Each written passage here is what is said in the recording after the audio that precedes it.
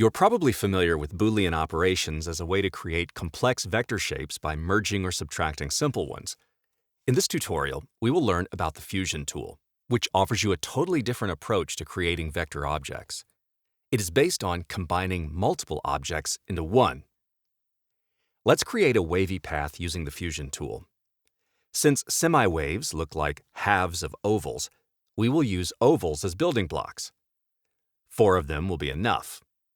The ovals must be aligned vertically and snapped horizontally one to another so they touch only at one point.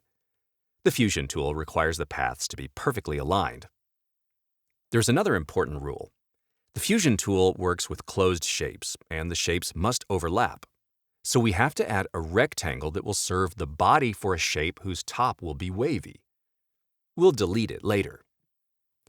The Fusion tool can only edit objects that are selected. Therefore, we are selecting the ovals and rectangle and then activating the Fusion tool. There are several options at the top of the screen. Let me explain their meanings before we move on. The tool has 2 modes that can be activated using these buttons. The Merge mode joins overlapping parts of shapes. The Erase mode deletes parts of shapes.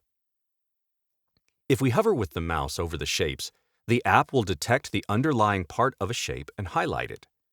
Depending on the mode, such an area will be added to a new shape or it will be removed. A new shape created with the Fusion tool can either inherit its stroke and fill properties from the first shape, or you can choose a new stroke and fill. That is controlled by this checkbox.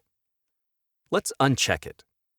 You can see that the stroke and fill of the first shape are being applied to other areas. In order to merge shapes, we draw with the tool from one shape into another. The tool should touch all areas that we want to connect. It is safe to draw across the same area multiple times. You can also stop drawing and then continue from a different point. Now we can switch to the Erase mode to remove these 2 ovals. Now back to that wavy path we mentioned earlier. To do this, we will remove the lower part of the shape's outline. That's all. Let's take a more interesting example. I'm going to create an icon in the style that is often used for vector clip art. Such icons are usually black and have no stroke. For that, we need to activate the Use Color option. The color buttons at the top open stroke and fill settings are very similar to the properties located in the Appearance panel. To learn more about these properties, watch the tutorial about working with colors. So let's uncheck the stroke and then choose black as the fill color. Let's start merging parts that will create the icon. Then we're going to erase the unneeded elements. The second part of the icon is a bit more complicated. You can see that the Fusion tool allows us to use a straight line or unclosed path. But such a path must form a closed area together with other paths or shapes.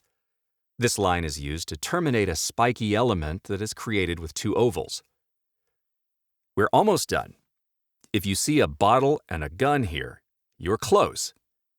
Have another look after moving the upper part to the right place. It is a cleaning spray.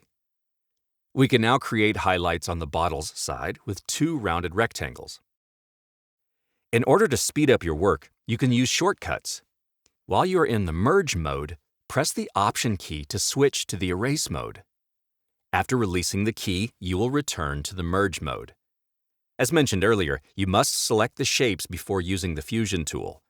If you need to select or deselect particular shapes in the middle of your work, press and hold either the Command key or Command together with Shift. This temporarily activates the Move tool.